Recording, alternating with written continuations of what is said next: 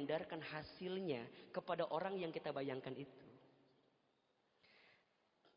Kata Allah, tugas kita itu bukan menentukan hasil. Tugas kita itu ikhtiar. Hasil yang nentuin siapa? Allah. Nahnu bitakdir, wallahu bitakdir.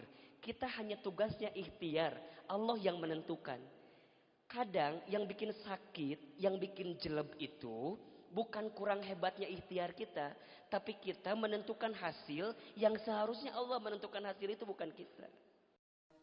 طلع البدر علينا من Makanya kalau teman-teman nanti dapat foto, kan biasa kita mereview foto orang yang taklim ya. Lihat ikhwan yang duduknya di tengah. Kenapa? Yang di tengah itu tanda dia mengutamakan daripada taklim itu. Taklim aja dia utamakan, apalagi antum ya kalau jadi istri diutamakan dalam kehidupannya. Sama. Ikhwan, antum juga kalau cari ahwat jangan yang duduk taklimnya nyender ke tembok. Kenapa? Kelihatan ahwat itu banyak masalah. Karena kalau antum gak punya masalah, ketemu ahwat yang banyak masalah jadi kebawa masalah. Makanya kadang-kadang kita ini bukan tidak kuat, memang karena kondisinya manusia ini lemah, gelisah dan segala macam. Ahilman tanya, di sini ada yang pernah, sering atau sedang gelisah hari ini? Ada? Yang mana orangnya? Kita keluarkan sama-sama dari tempat ini. Karena orang seperti itu membawa masalah dalam kehidupan kita. Kita nggak ada masalah, tapi dia punya masalah, kadang-kadang kebawa banyak masalah. Ustadz, apakah pasti setiap orang itu akan diuji urusan kegelisahan hatinya? Pasti. Surat Al-Baqarah 155. Kata Allah Subhanahu wa taala, "Walanabluwannakum bisyai'in minal khauf." Dan pasti, itu ada lam, lamnya lam taukid. Dalam ilmu nahwu, kalau teman-teman menemukan lam taukid, berarti lam itu kepastian. Yang tidak boleh ragu sedikit pun. Dan pasti kami akan menimpakan kepada kamu sekalian.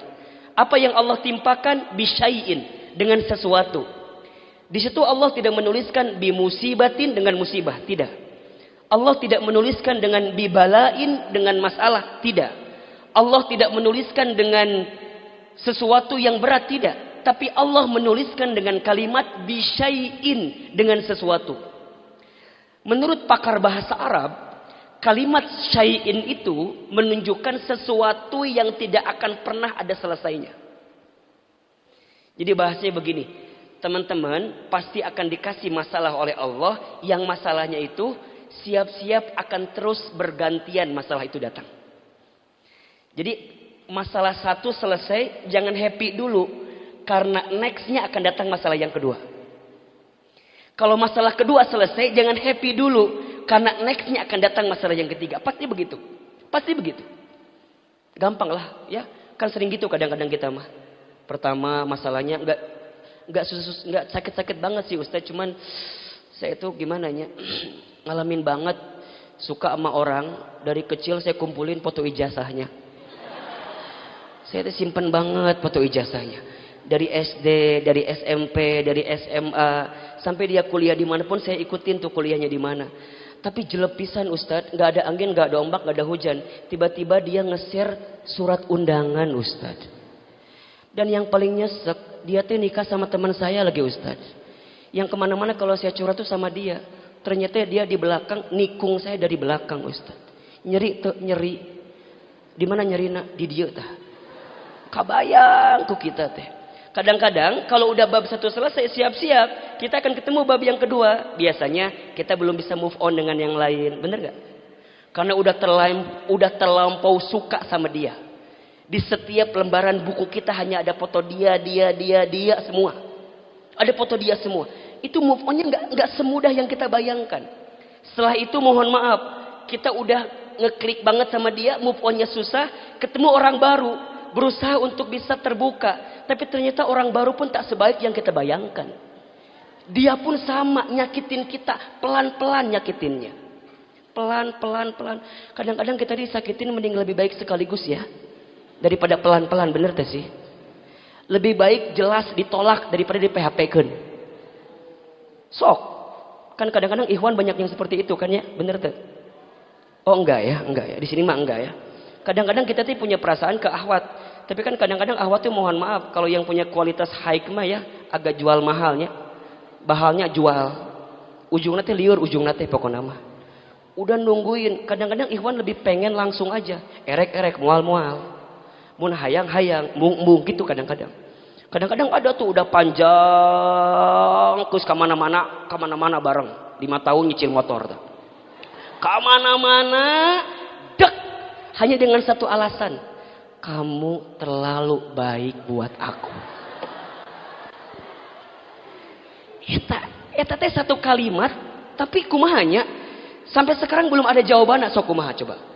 Teman-teman ikhwan. Antum ada ahwat yang cuman ninggalin kalian hanya dengan satu alasan. Kamu tuh terlalu soleh buat aku. Aku mah apa atuh raginang bubuk doang lah. Kadang susah. Rek ngajawab nak. Nyanyi atuh emang orang mah soleh kan hese. Rek ngajawab gitu orang gitu soleh. Mau merendahkan dia juga takut sakit hati. Ujungnya kan serba salah. Sama. Mohon maaf akhwat. Ikhwan pun kadang-kadang seringkali dibuat pusing sama yang namanya perempuan. Betul. Memang perempuan itu makhluk yang penuh teka-teki. Makanya kalau antum mau deketin akhwat perempuan harus banyak ngisi TTS. Biar terbiasa dengan teka-teki yang dia berikan. Serba salah perempuan itu. Kadang-kadang kalau dia marah, barengan sama kita naik mobil kan, apa jawaban dia? Turunin aku di depan. Ku orang teh diurunkeun di rem, set, turun. Kamu tega ya. Serba salah kan? Katanya minta turun. Ku orang diturunkan kamu tega. Matangnya berkali-kali Ahilman bilang, ikhwan, antum jangan pernah menyalahkan perempuan. Karena perempuan itu makhluk yang tidak pernah salah. Sekali saja antum menyalahkan perempuan, siap-siap akan banyak kesalahan antum selanjutnya yang terbuka oleh dia itu. Bebas perempuan mah, naik motor, sen kiri, belok kanan, kumaha manehna we lah.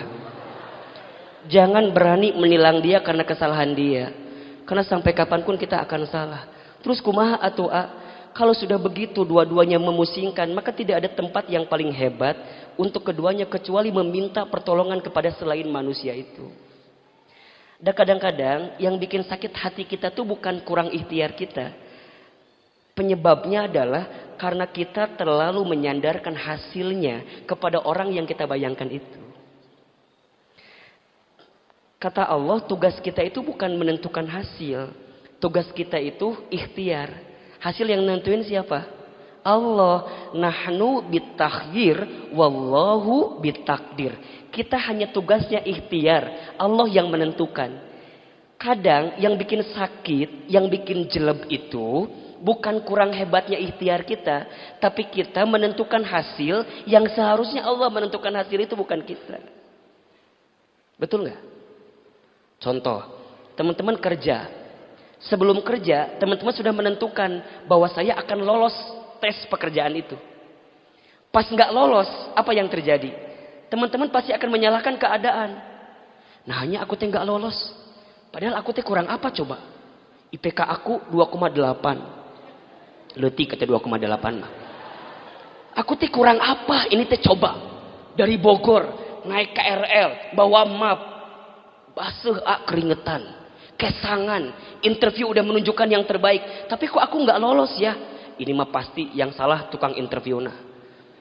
Ada dengki sama saya kali Ustaz. Mungkin sayanya bla bla bla bla. Ujungnya teman-teman capek, sibuk nyari kambing hitam. Padahal kambing putih juga banyak. Capek.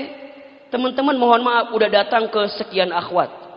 Udah teman-teman makan tiap hari tikitu we, milihan foto. Datangin teu nu iya. Pas ngaca asa teu pantes urang mah Ustaz. Tapi pernah tuh satu kali datang ke rumahnya. Tapi tetap jawabannya mohon maaf. Bahkan pernah satu kali mah aku berusaha untuk mencoba assalamualaikum ukhti. Dia bilang ke saya buaya. Padahal udah pakai salam. Dulu saya nggak pernah pakai salam loh awalnya tapi tetap aja. Teman-teman jangan menentukan hasil itu. Karena yang menentukan hasil itu bukan kita tapi Allah. Nah makanya gimana caranya Ahilman. Agar semua persoalan kita nggak jadi bikin nyesek ke kita. nggak bikin jadi sakit di hati kita, nggak bikin jadi persoalan dalam kehidupan kita, maka jawabannya adalah minta tolonglah sama Allah. Bukankah dalam sholat kita baca kalimat itu kan? Iyyaka na'budu wa iyyaka nasta'in. Ya Allah, hanya kepadamulah aku menyembah dan hanya kepadamulah aku meminta pertolongan. Berkali-kali loh kita minta. 17 kali dalam sehari yang wajib. Iyyaka na'budu wa iyyaka nasta'in. Tapi lucunya kita seringkali mengucapkan kalimat itu, tapi kenapa sandaran kita bukan lagi Allah tapi yang lain. Seakan-akan teman-teman tuh nggak serius minta tolong sama Allah itu. Seakan-akan teman-teman tuh kayak nggak yakin kalau Allah bisa ngasih pertolongan daripada persoalan kehidupan kita. Maka gimana caranya? Cara kita agar ditolong oleh Allah.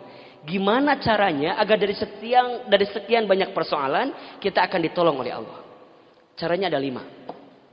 Agar kita mampu ditolong oleh Allah. 1, caranya adalah memperbanyak berdoa kepada Allah. Surat Al-Mu'min ayat 60 atau surat Ghafir ayat 60. Kata Allah, "Ud'uni astajib lakum." Siapa yang berdoa kepadaku, yang memohon kepadaku, astajib lakum, pasti aku akan jawab permohonannya. Surat Al-Baqarah 186. Wa idza sa'alaka ibadi anni fa inni qarib ujibu da'watad da'i idza da'an.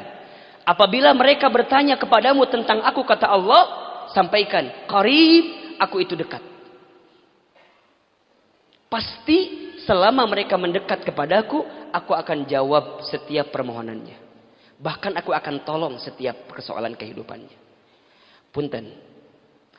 Berdoa itu artinya ada 3. 1, memohon.